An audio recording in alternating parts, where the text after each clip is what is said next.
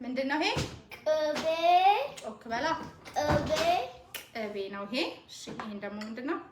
ይሄ ጨው። እሺ ይሄ ይሄው እንግዲህ መልእክት እያስተላለፍኩ ነው። ይሄ ጨው ነው። እሺ ችግር የለውም ማሳየኝ። ከዛ ይሄ ምንድነው? ይሄ ሚጥሚጣ። ከዛ ኮረሚራ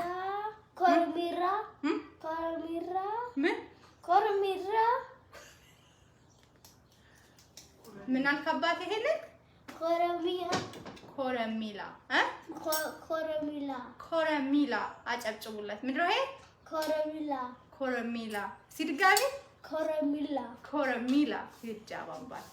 ከዛ